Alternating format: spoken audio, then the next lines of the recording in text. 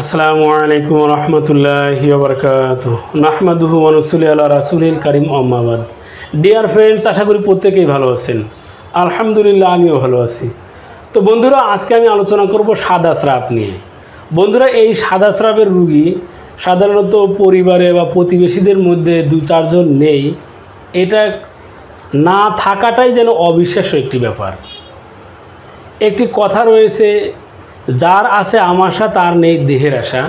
আর আমি মহিলাদের ক্ষেত্রে এই কথাটি প্রযোজ্য, বা আমি বলবো যে যার আছে এই সাদা স্রাব তার কিন্তু দেহের আশা নেই।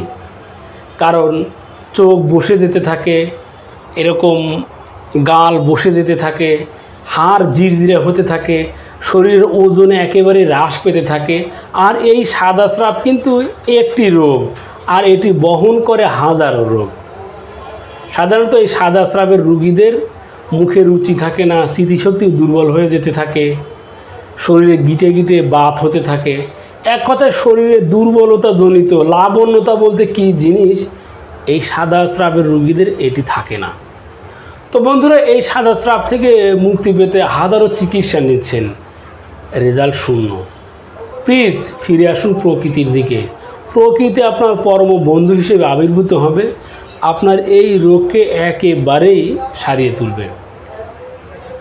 আপনার চেহারা লাবণ্যতা আপনি পূর্বের মতো ফিরে পাবেন। তো বন্ধুরা, কোন সেই ভেষজ, যে ভেষজ সেবন করার দ্বারা আপনি একেবারেই আরোগ্য লাভ করবেন, সেই ভেষজের কথা বলে দিচ্ছি। বন্ধুরা, পৃথিবীতে সবচেয়ে যে ফলের ভিতরে সবচেয়ে বেশি ভিটামিন সি রয়েছে, সেই ফলই হচ্ছে এই রোগের ভেষজ। অবশ্যই কথা বলার সাথে সাথে চিনেও ফেলেছেন বন্ধুরা, সেটি হচ্ছে আমলকি। বন্ধুরা, 5 থেকে 7টি আমলকি তাজা ফল নিয়ে এটি রস করে ফেলুন। 5 থেকে 7 ফোঁটা পরিমাণ মধুর মিশ্রণ করে 1 সপ্তাহ কাল সেবন করতে থাকুন। নিয়মিত সেবনের ফলে ইনশাল্লাহ আপনার এই সাদা স্রাব একেবারেই সেরে যাবে। আপনার চেহারার লাবণ্যতা, আপনার ত্বকের কমনীয়তা আবার ফিরে আসবে, আপনার স্বাস্থ্যের উন্নতি হবে। তো বন্ধুরা, please touch this herbs, depend on Allah. ইনশাল্লাহ আপনি অবশ্যই আরোগ্য লাভ করবেন।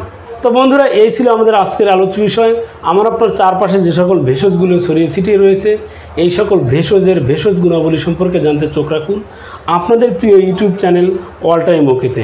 সেই সাথে আমাদের এই চ্যানেলটিকে সাবস্ক্রাইব করে আমাদের সাথেই থাকুন। ধন্যবাদ সবাইকে।